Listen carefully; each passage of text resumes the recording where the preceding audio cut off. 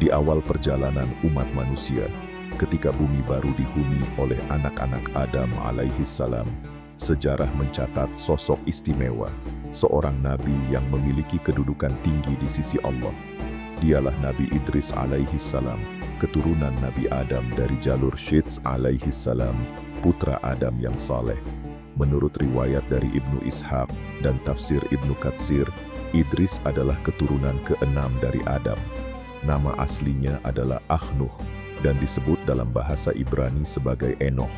Dalam Al-Quran, Allah menyebutnya dengan nama Idris, seorang yang sangat jujur dan nabi. Allah Ta'ala berfirman dalam surat Maryam ayat 56-57, dan ceritakanlah Muhammad tentang Idris di dalam kitab Al-Quran. Sesungguhnya ia adalah seorang yang sangat mencintai kebenaran dan seorang nabi, dan kami telah mengangkatnya ke martabat yang tinggi. Al-Quran Surat Maryam ayat 56-57. Idris lahir di zaman di mana umat manusia masih sedikit, namun kerusakan akidah mulai merayap. Setelah wafatnya Adam dan Syits, manusia mulai melupakan ajaran tauhid. Mereka meninggalkan petunjuk Allah dan mulai terpengaruh hawa nafsu serta bisikan setan. Di tengah kondisi inilah Allah mengangkat Idris sebagai nabi, sebagai penerus perjuangan para nabi sebelumnya. Idris bukan hanya pewaris wahyu, tetapi juga simbol keteguhan dalam menjaga kebenaran.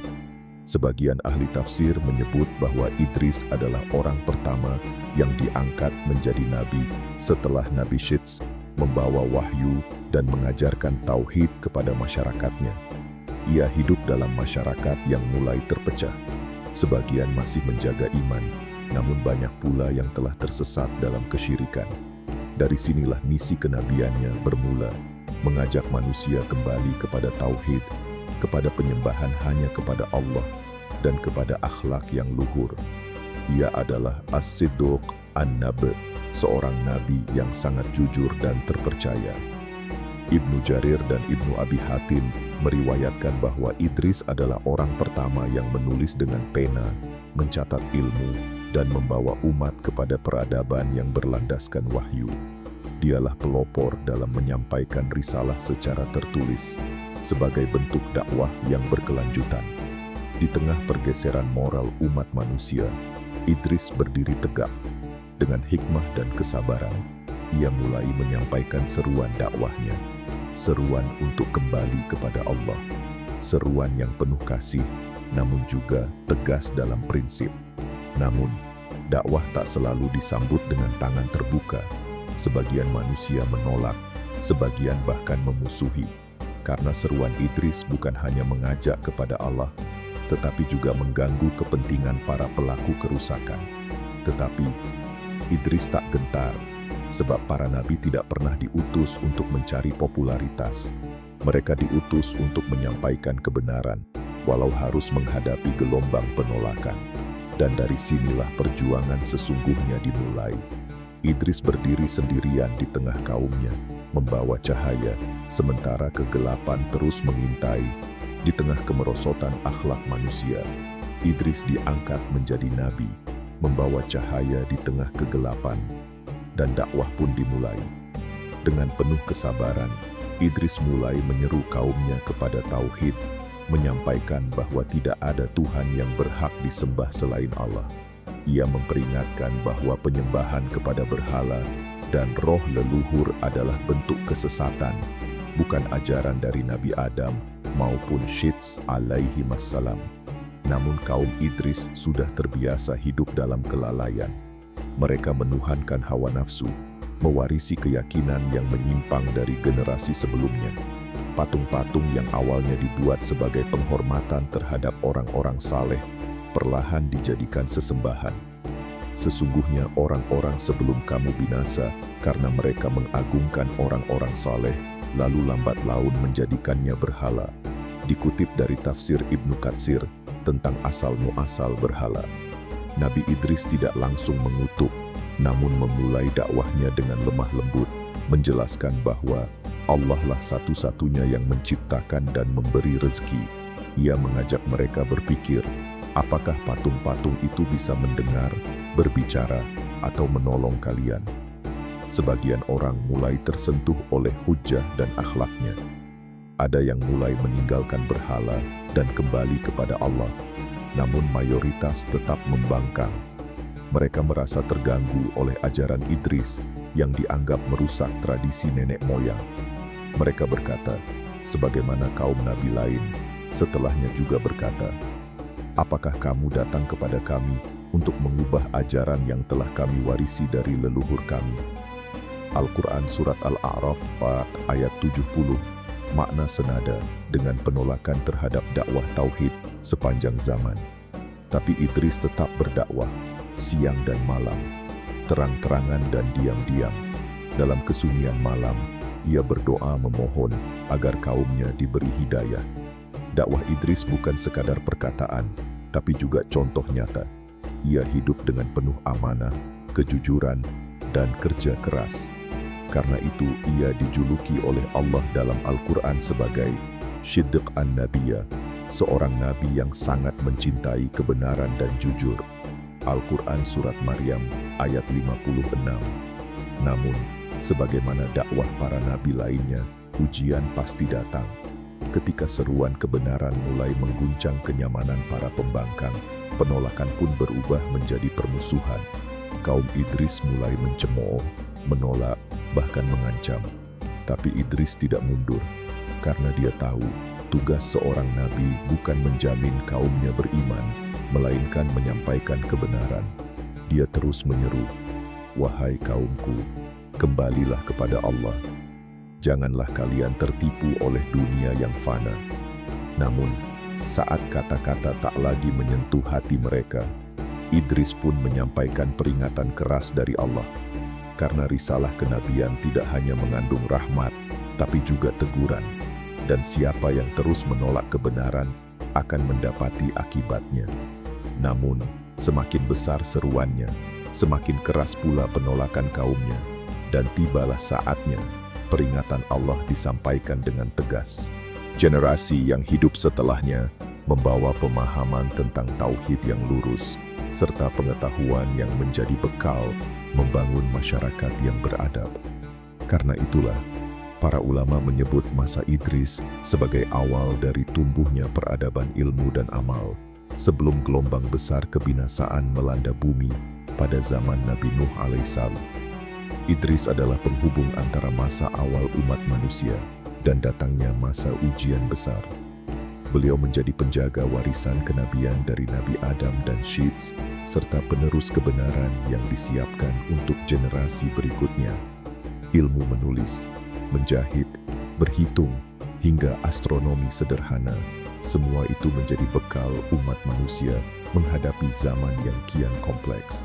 Tapi lebih dari itu, Idris mewariskan keteladanan ruhani, kejujuran, kesabaran, dan keberanian dalam menyampaikan kebenaran.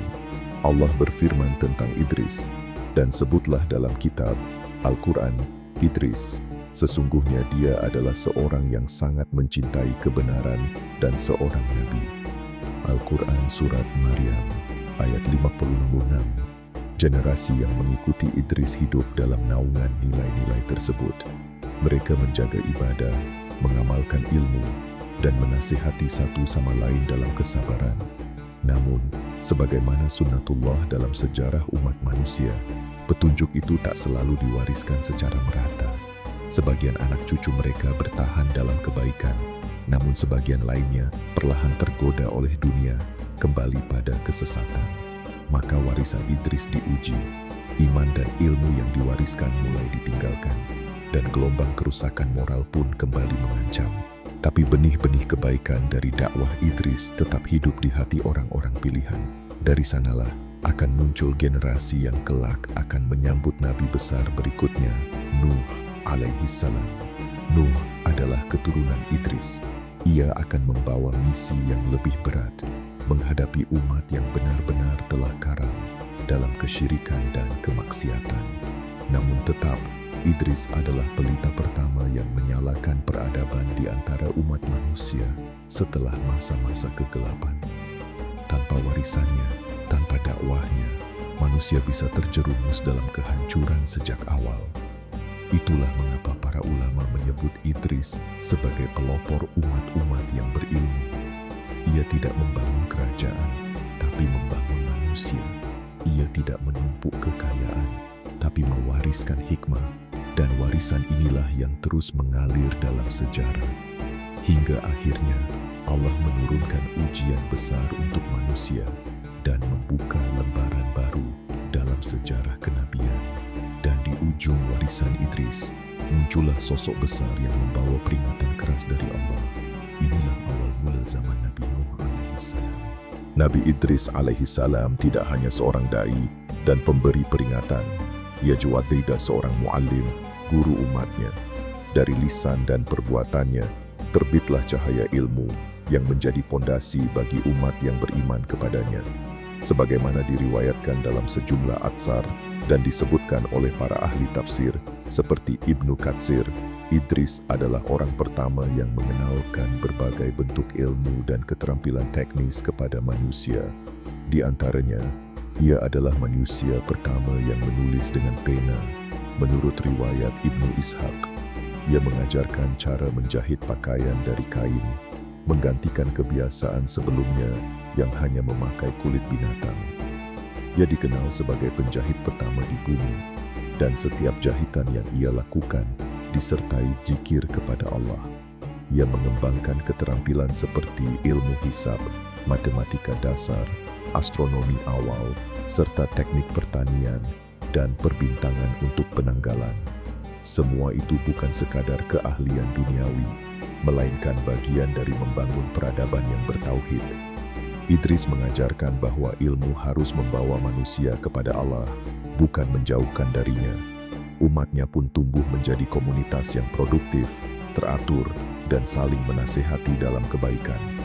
Mereka tidak sekadar beriman, tetapi juga berkontribusi. Sebab, dalam ajaran Idris, iman yang sejati menumbuhkan amal yang nyata. Maka tidak heran bila Allah menyebutnya dalam surah Maryam dengan kalimat istimewa, dan kami telah mengangkatnya ke martabat yang tinggi. Al-Quran Surat Maryam, ayat 57. Sebagian ulama tafsir menafsirkan ayat ini sebagai kedudukan tinggi secara spiritual, karena ilmunya, kejujurannya, dan kedekatannya kepada Allah. Sebagian lainnya menafsirkan secara harfiah, bahwa Allah benar-benar mengangkatnya ke tempat tinggi, sebagaimana akan dijelaskan dalam episode selanjutnya. Namun sebelum itu, ada satu hal penting. Ilmu yang diajarkan Idris bukan hanya teknis dan praktis.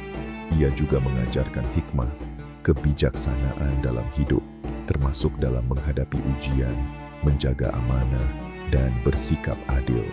Ia sering berkata kepada umatnya, tidak ada kebaikan dalam ilmu yang tidak diamalkan, dan tidak ada amal tanpa niat yang ikhlas.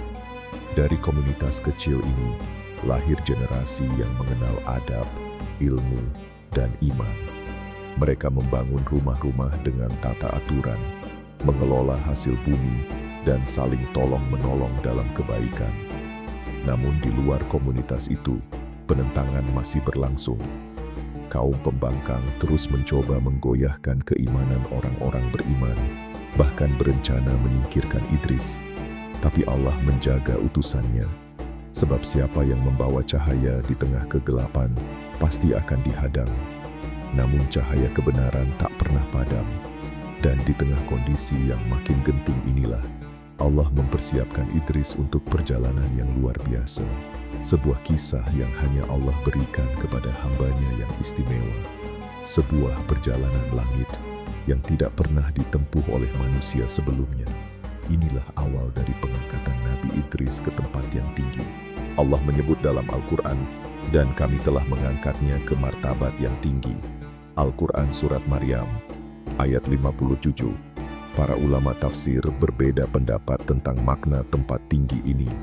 Namun salah satu penjelasan paling masyhur berasal dari hadits sahih yang diriwayatkan oleh Imam Bukhari dan Muslim dalam kisah Isra Mi'raj Rasulullah. Ketika Rasulullah melakukan perjalanan malam menuju langit, beliau bersabda, "Lalu aku bertemu Idris di langit keempat. Riwayat ini memberikan penjelasan bahwa Nabi Idris diangkat ke langit dan berada di langit keempat. Satu derajat yang tidak sembarangan, menunjukkan kemuliaan luar biasa. Bagaimana beliau bisa sampai ke sana? Dalam sebuah riwayat yang dikutip oleh Ibnu Jarir dan Ibnu Katsir dari sahabat Ka'ab al-Ahbar, disebutkan bahwa Idris memiliki hubungan dekat dengan salah satu malaikat. Idris berkata kepadanya, "Aku ingin meningkatkan amalku, bawa aku ke langit agar aku bisa memperbanyak ibadah di sana." Lalu malaikat tersebut membawa Idris naik ke langit. Ketika mereka sampai di langit keempat, Allah memerintahkan kepada malaikat maut untuk mencabut nyawa Idris di sana. Dan demikianlah ia wafat di tempat yang tinggi, sebagaimana Allah firmankan. Walau kisah ini bukan berasal dari hadits marfu' langsung dari Nabi, namun disampaikan oleh ulama besar dan dinilai bermakna secara tafsir oleh banyak ahli. Yang paling penting, Al-Quran menegaskan bahwa Idris memang diangkat oleh Allah ke derajat tinggi, dan hadits sahih menyebut beliau berada di langit keempat. Itulah bentuk kemuliaan yang diberikan Allah kepada Idris, bukan karena dunia, bukan karena harta, tetapi karena kejujuran, kesabaran, dan keteguhan dalam dakwah. Allah mengangkat derajat orang-orang yang beriman dan berilmu, dan meninggikan para nabi sesuai dengan kedudukannya. Sungguh, pengangkatan Idris adalah penghormatan abadi dari Allah, sebuah pelajaran besar bahwa ketulusan dan pengorbanan dalam menyampaikan kebenaran tidak akan pernah sia-sia. Dan kisah ini menjadi pengingat pula bagi umat Muhammad bahwa langit bukan batas bagi hamba yang ikhlas. Idris menjadi simbol perjuangan, ilmu, dan kejujuran, serta bukti bahwa Allah selalu melihat dan membalas setiap amal dengan adil. Meski ia telah diangkat ke langit, warisan Idris tidak hilang. Ilmunya, nasihatnya, keteladanannya, dan pengaruhnya terus turun melalui generasi-generasi berikutnya hingga membentuk arus sejarah umat manusia. Dan dari warisan Idris yang ia tinggalkan di bumi, lahirlah generasi yang membawa ilmu, akhlak, dan kekuatan, hingga umat manusia bersiap menghadapi tantangan besar di masa mendatang. Generasi yang hidup setelahnya membawa pemahaman tentang tauhid yang lurus, serta pengetahuan yang menjadi bekal membangun masyarakat yang beradab. Karena itulah, para ulama menyebut masa Idris sebagai awal dari tumbuhnya peradaban ilmu dan amal, sebelum gelombang besar kebinasaan melanda bumi pada zaman Nabi Nuh alaihissalam. Idris adalah penghubung antara masa awal umat manusia dan datangnya masa ujian besar. Beliau menjadi penjaga warisan kenabian dari Nabi Adam dan Syits, serta penerus kebenaran yang disiapkan untuk generasi berikutnya. Ilmu menulis, menjahit, berhitung, hingga astronomi sederhana, semua itu menjadi bekal umat manusia menghadapi zaman yang kian kompleks. Tapi lebih dari itu, Idris mewariskan keteladanan ruhani, kejujuran, kesabaran, dan keberanian dalam menyampaikan kebenaran. Allah berfirman tentang Idris, dan sebutlah dalam kitab Al-Quran, Idris, sesungguhnya dia adalah seorang yang sangat mencintai kebenaran dan seorang nabi. Al-Quran Surat Maryam, ayat 56. Generasi yang mengikuti Idris hidup dalam naungan nilai-nilai tersebut. Mereka menjaga ibadah, mengamalkan ilmu, dan menasihati satu sama lain dalam kesabaran. Namun, sebagaimana sunnatullah dalam sejarah umat manusia, petunjuk itu tak selalu diwariskan secara merata. Sebagian anak cucu mereka bertahan dalam kebaikan, namun sebagian lainnya perlahan tergoda oleh dunia, kembali pada kesesatan. Maka warisan Idris diuji, iman dan ilmu yang diwariskan mulai ditinggalkan, dan gelombang kerusakan moral pun kembali mengancam. Tapi benih-benih kebaikan dari dakwah Idris tetap hidup di hati orang-orang pilihan. Dari sanalah akan muncul generasi yang kelak akan menyambut nabi besar berikutnya, Nuh alaihissalam. Nuh adalah keturunan Idris. Ia akan membawa misi yang lebih berat, menghadapi umat yang benar-benar telah karam dalam kesyirikan dan kemaksiatan. Namun tetap, Idris adalah pelita pertama yang menyalakan peradaban di antara umat manusia setelah masa-masa kegelapan. Tanpa warisannya, tanpa dakwahnya, manusia bisa terjerumus dalam kehancuran sejak awal. Itulah mengapa para ulama menyebut Idris sebagai pelopor umat-umat yang berilmu. Ia tidak membangun kerajaan, tapi membangun manusia. Ia tidak menumpuk kekayaan, tapi mewariskan hikmah. Dan warisan inilah yang terus mengalir dalam sejarah. Hingga akhirnya Allah menurunkan ujian besar untuk manusia dan membuka lembaran baru dalam sejarah kenabian. Dan di ujung warisan Idris, muncullah sosok besar yang membawa peringatan keras dari Allah. Inilah awal mula zaman Nabi Nuh alaihissalam. Namun, sebelum masa kenabian Nuh tiba, terjadi masa transisi yang sangat menentukan. Generasi demi generasi setelah Idris mulai terpecah. Sebagian tetap memegang erat ajaran tauhid dan hikmah Idris, namun sebagian lainnya mulai tergelincir, lambat namun pasti, ke dalam syirik, kebodohan, dan penyimpangan. Inilah akhir dari zaman Idris, masa di mana cahaya masih menyala, namun mulai tertutup oleh kabut kelalaian manusia. Nabi Idris telah wafat. Ruhnya ditarik dalam keadaan mulia di langit yang tinggi, tapi ajaran dan pengaruhnya terus hidup.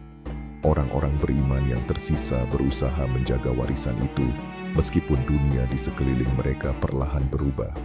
Menurut riwayat para mufassir, antara zaman Idris dan Nuh terdapat beberapa generasi, dan di masa inilah syirik pertama kali muncul dalam sejarah manusia. Bukan secara frontal, melainkan berbentuk kultus terhadap orang-orang saleh.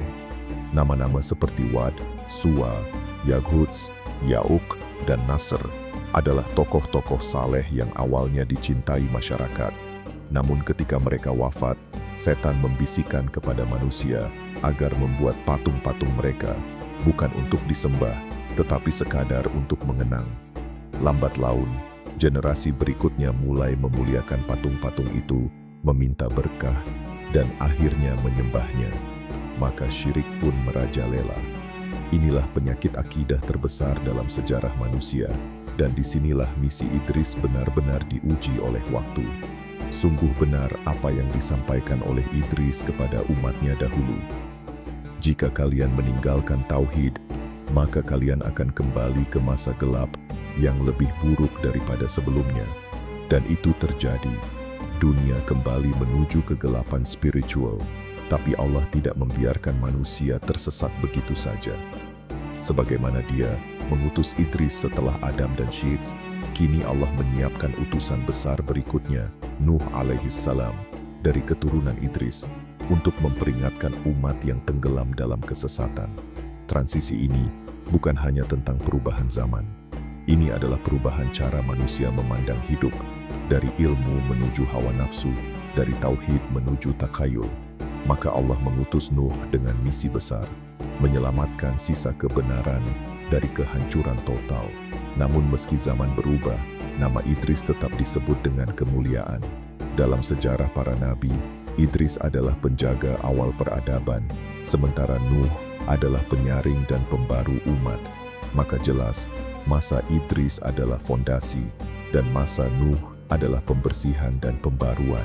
Keduanya adalah mata rantai yang tak terputus dalam risalah kenabian yang suci. Dan meskipun zaman Nabi Idris telah berlalu, warisannya tetap hidup dan akan menjadi bekal penting dalam menghadapi gelombang besar ujian pada masa Nabi Nuh alaihissalam. Generasi yang beriman dan masih mengenang ajaran Idris menjadi kelompok kecil yang tetap bertauhid. Mereka menyaksikan dengan sedih bagaimana masyarakat semakin larut dalam kesyirikan, taklid buta, dan kemewahan dunia. Namun, dalam hati mereka, nasihat Idris tetap hidup. Di setiap kesesakan, mereka mengingat pesan beliau. Teguhlah dalam kebenaran, meski yang batil tampak berkuasa, karena Allah akan mengangkat yang benar dan menghapuskan yang dusta. Kelompok kecil ini yang masih menjunjung tinggi ilmu, akhlak, dan iman, menjadi penerus spiritual Idris, bahkan tanpa kehadirannya. Dan dari keturunan mereka, lahirlah Nuh alaihissalam, nabi yang kelak akan membawa peringatan terakhir bagi umat itu sebelum azab Allah diturunkan. Dalam tafsir para ulama seperti Al-Qurtubi dan Ibnu Katsir, disebutkan bahwa antara Idris dan Nuh terdapat 10 generasi. Selama masa itu, penyimpangan makin meluas, dan hanya segelintir yang tetap berada di atas tauhid. Namun yang menarik, ajaran Idris masih menjadi rujukan, bahkan oleh Nuh sendiri. Sebab para nabi adalah saudara satu misi, dan setiap nabi membangun di atas pondasi nabi sebelumnya. Maka ketika Nuh mulai berdakwah, ia menghidupkan kembali seruan Idris, menyeru kepada tauhid, menolak syirik, mengajak kepada ilmu dan amal, serta memperingatkan tentang azab. Allah berfirman dalam surah Nuh, "Sungguh, Aku adalah pemberi peringatan yang nyata bagi kalian. Sembahlah hanya Allah dan bertakwalah kepadanya." Al-Quran Surat Nuh ayat 223. Namun, umat Nuh menolak sebagaimana umat Idris dulu pernah menolak, bahkan lebih keras. Mereka mencemooh, mengejek, dan menantang. Mereka telah lupa atau sengaja melupakan pelajaran dari masa Idris. Tapi di tengah gelapnya zaman Nuh, ada yang terus menyebut nama Idris, menjadikannya teladan, mengingatkan sesama bahwa dulu pernah ada nabi yang membawa cahaya. Orang-orang ini tetap berpegang pada nilai-nilai kenabian, jujur dalam berdagang, tidak menipu, tidak memuja berhala, dan mendidik anak-anak mereka dengan akidah tauhid. Dan dari komunitas kecil ini, sisa-sisa warisan Idris, Nuh mendapatkan pengikutnya yang pertama. Sungguh, cahaya Idris belum padam. Ia tetap menyala dalam dada orang-orang beriman, menuntun mereka hingga datangnya bahtera keselamatan. Dan dalam bahtera perjuangan Nabi Nuh, warisan Idris ikut dibawa sebagai amanah yang harus dijaga hingga datangnya nabi-nabi berikutnya. Warisan itu bukan berupa peninggalan fisik atau tulisan yang tersimpan dalam lemari batu. Warisan itu adalah nilai, tauhid yang murni, akhlak yang mulia, ilmu yang membangun, dan keteguhan dalam menyampaikan kebenaran. Setelah peristiwa besar banjir di zaman Nabi Nuh, umat manusia kembali dibangun dari awal, namun dengan fondasi yang telah diwariskan oleh para nabi sebelumnya, termasuk Idris alaihissalam. Para ulama seperti Ibnu Katsir dan Asi Syahrastani menjelaskan bahwa semua nabi setelah Nuh berasal dari keturunannya, dan dalam rantai itu ajaran Idris tidak pernah terputus. Ia mengalir melalui silsilah kenabian dari Nuh, lalu Ibrahim, hingga ke Musa, Isa, dan akhirnya Rasulullah Muhammad. Sebagaimana dijelaskan oleh Nabi dalam hadits sahih, para nabi adalah bersaudara seayah. Agama mereka satu, hanya syariatnya yang berbeda-beda. Hadits riwayat Bukhari dan Muslim. Ini menunjukkan bahwa misi kenabian Idris adalah bagian dari satu risalah besar yang berujung pada kerasulan Muhammad. Idris adalah salah satu batu pijakan di awal sejarah itu, membentuk karakter umat yang bertauhid dan mencintai ilmu. Dalam literatur tafsir, Idris sering disebut sebagai nabi yang pertama kali menulis dengan pena, suatu isyarat bahwa dakwahnya tidak hanya lisan, tetapi juga berorientasi pada dokumentasi dan ilmu, yang kemudian menjadi ciri khas para nabi setelahnya. Apa yang dibawa Idris menjadi inspirasi dan dasar dalam syariat para nabi besar. Ketika Ibrahim alaihissalam menyeru kepada tauhid, ia menyambung dakwah Idris. Ketika Musa alaihissalam menegakkan hukum, ia membangun di atas fondasi moral Idris. Dan ketika Rasulullah datang dengan Al-Quran, Allah menyebut Idris dengan pujian. Dan sebutlah namanya dalam kitab Al-Quran, Idris. Sesungguhnya dia seorang yang sangat mencintai kebenaran dan seorang nabi, dan kami telah mengangkatnya ke martabat yang tinggi. Al-Quran Surat Maryam, ayat 56-67. Ayat ini diturunkan kepada Nabi Muhammad di saat umat Quraisy menolak kenabian beliau. Maka Allah mengingatkan mereka akan Idris, seorang nabi dari generasi awal yang jujur, kuat, dan diangkat ke langit. Itu bukan sekadar kisah, Itu adalah tausiah ilahi, bahwa para nabi sebelumnya juga menghadapi ujian berat, namun tetap sabar dan teguh. Maka Rasulullah pun mengambil pelajaran dari Idris, sebagaimana ia juga mengambil pelajaran dari Musa, Ibrahim, dan Isa. Karena mereka semua adalah bagian dari satu kafilah dakwah yang membawa cahaya dari Allah. Dan meski kisah Idris tak sepanjang kisah para nabi besar setelahnya, kedudukan beliau tetap tinggi, karena nilai yang ia tegakkan hidup dalam diri setiap nabi dan umat beriman setelahnya. Itulah keistimewaan seorang nabi yang tidak dikenal karena mukjizat besar yang mencengangkan dunia, tapi karena konsistensi dalam nilai, keteguhan dalam prinsip, dan kejernihan dalam menyampaikan kebenaran. Dalam sejarah Islam, para ulama menjadikan Nabi Idris sebagai simbol dari keteguhan moral dan kecintaan pada ilmu. Ia adalah contoh bahwa seorang mukmin sejati bukan hanya bertakwa, tapi juga berilmu dan produktif. Idris adalah nabi pertama yang menjahit pakaian dan memakainya. Seperti disebutkan oleh Al-Hafiz Ibnu Hajar, ia menunjukkan bahwa kemuliaan seorang manusia tak hanya terletak pada ibadah, tapi juga dalam menciptakan kemaslahatan bagi umatnya. Di sisi lain, Idris adalah Asy-Syiddiq, sebagaimana disebut dalam Al-Quran, seorang yang amat jujur dan benar dalam semua aspek hidupnya. Dan sebutlah dalam kitab Idris, sesungguhnya dia adalah seorang yang sangat mencintai kebenaran dan seorang nabi. Al-Quran Surat Maryam, ayat 56. Ayat ini bukan hanya untuk menceritakan, tetapi untuk menyuruh kita meneladani. Maka para ulama pun menafsirkan bahwa dalam jujurnya Idris ada teladan bagi pedagang. Dalam ilmunya ada pelajaran bagi guru. Dalam amalnya ada panutan bagi kaum pekerja. Dan dalam sabarnya ada contoh bagi para dai. Idris tidak mencari popularitas, tidak pula mengharap balasan dari manusia. Ia berdakwah dalam diam, bekerja dalam sunyi, dan naik ke langit dalam kemuliaan. Karena itu, setiap muslim yang menelusuri sejarah para nabi pasti menemukan semangat Idris mengalir dalam prinsip-prinsip Islam, kejujuran, ilmu, kerja keras, dan keberanian moral. Idris juga menjadi bukti bahwa umat Islam tidak memulai dari nol, tapi melanjutkan warisan kenabian yang panjang. Maka ketika umat Islam diminta untuk menegakkan ilmu, adab, dan akhlak, itu bukan hal baru, tapi bagian dari warisan Idris yang sudah ditanamkan sejak masa awal manusia. Dalam setiap pena yang menulis kebenaran, dalam setiap lisan yang menyeru tauhid, dan dalam setiap hati yang sabar di tengah cobaan, di sana ada ruh perjuangan Nabi Idris. Dan sebagaimana setiap nabi membawa amanah dakwah, Idris pun telah menyampaikan risalahnya. Kini giliran kita menjaga warisan itu agar tetap hidup di tengah zaman yang penuh ujian.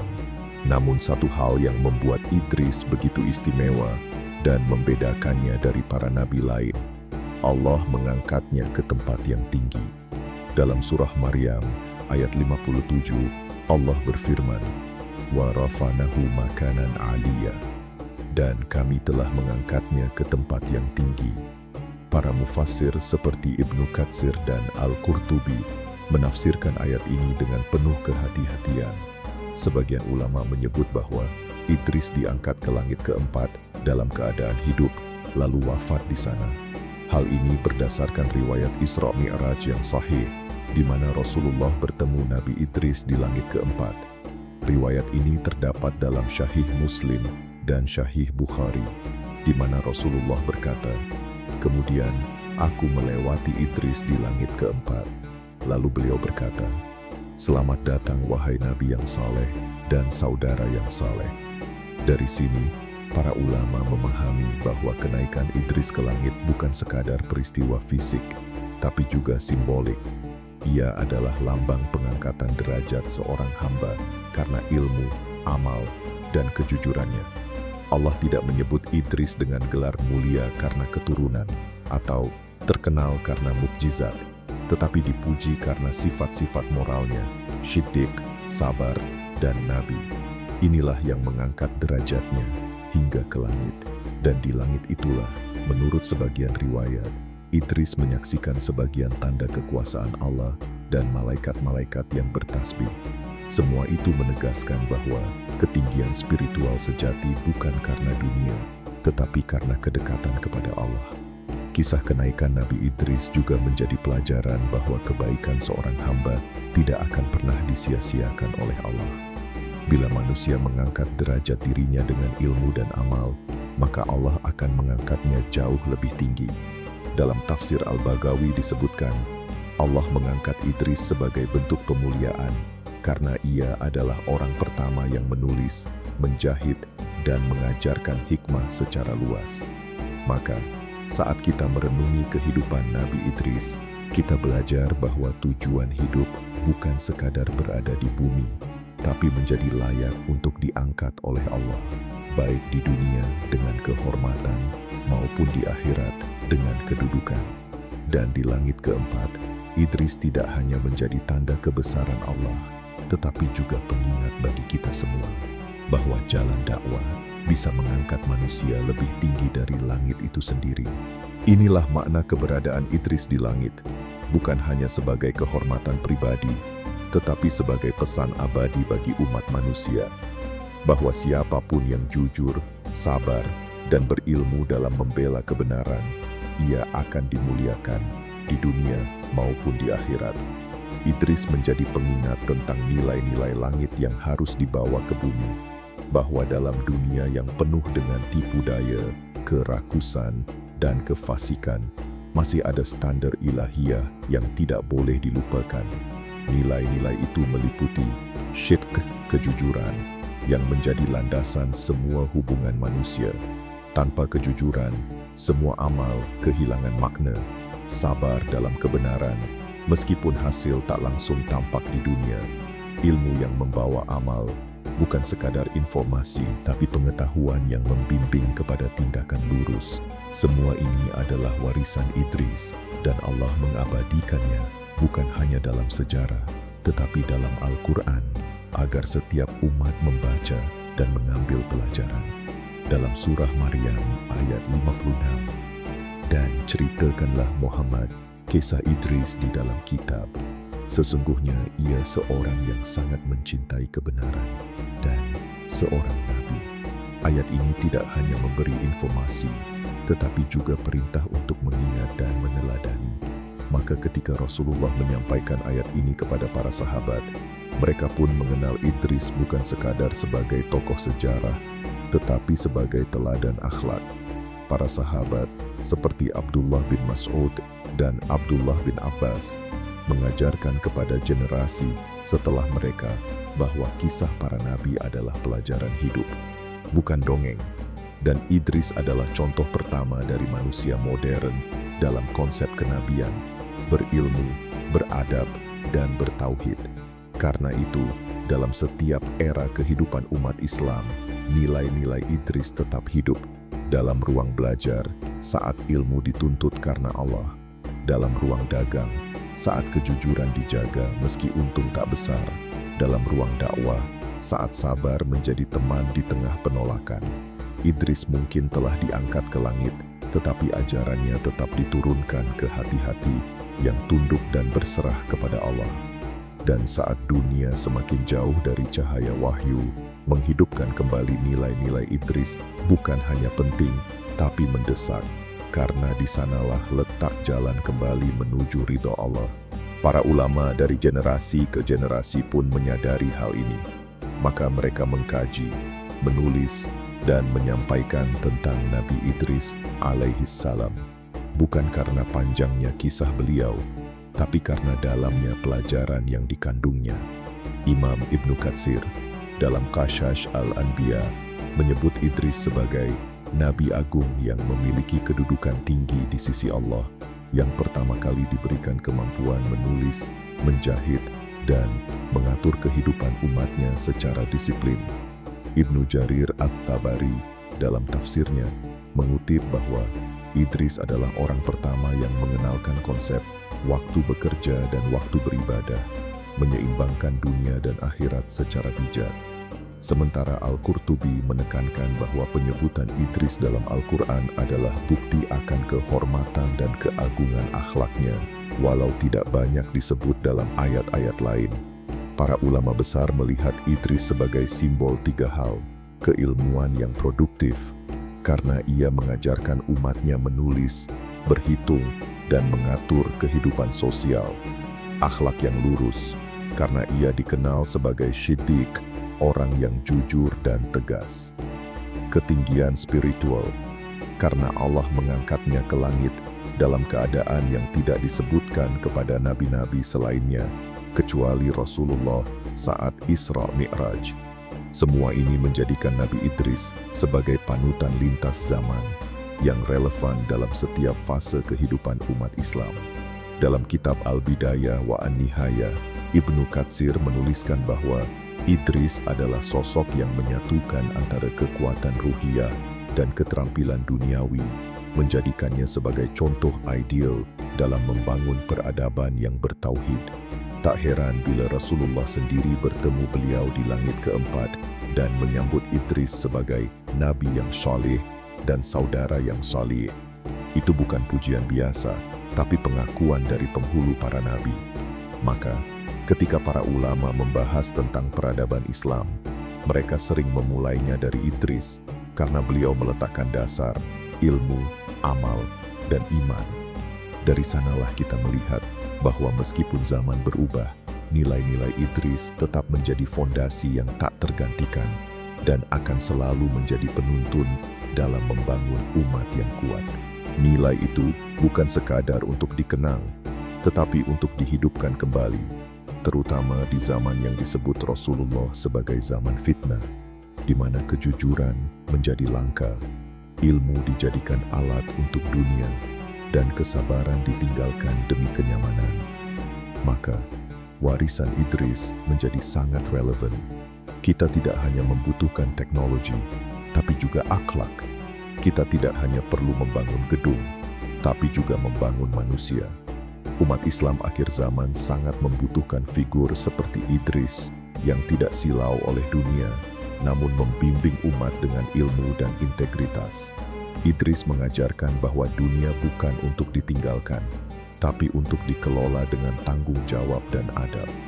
Dalam era serba cepat dan kompetitif ini, teladan Idris tentang keseimbangan antara dunia dan akhirat adalah pelita. Ia mengajarkan manusia untuk berpikir, tapi tetap tunduk kepada wahyu. Jika umat Islam meneladani Idris dalam tiga hal: kejujuran dalam lisan, keteguhan dalam kebenaran, dan kecintaan pada ilmu, maka mereka akan bangkit, bukan hanya secara teknologi, tapi juga secara ruhani.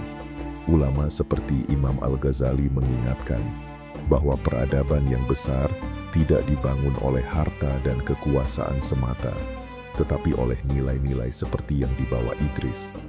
Dalam khutbah-khutbah dan majelis-majelis ilmu, sosok Idris seakan hadir kembali, mengingatkan bahwa generasi yang kuat adalah generasi yang beradab, jujur, dan sabar dalam menanggung beban dakwah. Dan hari ini, ketika umat menghadapi arus deras globalisasi dan tekanan moral dari berbagai penjuru, warisan Idris menjadi benteng terakhir yang harus dijaga. Bukan hanya dalam pendidikan, tapi dalam rumah tangga, dalam bisnis, dan dalam kepemimpinan. Nilai Idris harus dihidupkan kembali sebagai standar kebenaran yang tidak berubah oleh zaman. Karena pada akhirnya, ketinggian yang sejati bukan diukur dari prestasi dunia, tapi dari seberapa dekat kita dengan nilai-nilai langit, seperti yang ditunjukkan Idris dengan kehidupannya. Dan ketika ajal menjemput dan dunia ditinggalkan, yang tersisa hanyalah nilai, seperti Idris yang diangkat tinggi, bukan karena duniawinya, tapi karena keimanannya yang mengakar dalam. Demikianlah Nabi Idris alaihissalam, sosok agung yang namanya diabadikan bukan karena jumlah pengikut, bukan pula karena perang besar atau kerajaan luas, tetapi karena keistiqamahannya dalam ilmu, amal, dan kejujuran. Dalam sejarah kenabian, Idris dikenal sebagai nabi pertama yang menulis dengan pena, orang pertama yang menjahit pakaian dan tidak sekadar memakai daun. Sosok yang mengajak umatnya berpikir, bekerja, dan menyembah Allah secara seimbang. Ia menunjukkan bahwa kenabian bukan hanya berkaitan dengan mukjizat dan wahyu, tetapi juga dengan pembentukan masyarakat yang beradab, teratur, dan bertanggung jawab. Allah menyebutkan Idris hanya dalam 2 tempat di Al-Quran, Surah Maryam dan Surah Al-Anbiya, namun penyebutan yang singkat itu penuh pujian dan makna mendalam. Dalam Surah Al-Anbiya ayat 85-86, dan ingatlah kisah Ismail, Idris, dan Zulkifli. Mereka semua termasuk orang-orang yang sabar. Kami telah memasukkan mereka ke dalam rahmat kami. Sesungguhnya mereka termasuk orang-orang yang saleh. Lihatlah bagaimana Allah memuliakan Idris, tidak dengan banyak bicara tentang peristiwa-peristiwa besar, tapi dengan satu kata kunci, kesalehan. Dan itu cukup untuk menjadikan beliau contoh sepanjang masa. Kini, tugas kita sebagai umat akhir zaman adalah menghidupkan kembali jejak-jejak Idris dalam kehidupan sehari-hari, menjadikan kejujuran sebagai prinsip dalam segala urusan, menjadikan ilmu sebagai sarana untuk mendekatkan diri kepada Allah, menjadikan kesabaran sebagai bekal dalam dakwah dan kehidupan. Karena setiap zaman punya tantangannya, dan setiap tantangan butuh teladan yang bersih dari hawa nafsu dan kepentingan pribadi. Idris telah memberi contoh itu dengan diam yang penuh hikmah, dengan amal yang senyap namun kokoh. Maka, kisah Idris bukan sekadar untuk didengar, tetapi untuk dijadikan cahaya penuntun hidup. Di tengah dunia yang semakin gelap oleh tipu daya, warisan para nabi, termasuk Idris, adalah lentera yang tak boleh padam. Semoga Allah menjadikan kita bagian dari orang-orang yang menghidupkan warisan para nabi, meniti jalan Idris, dan kelak, dengan rahmatnya, dinaikkan pula derajat kita ke tempat yang tinggi di sisinya. Amin.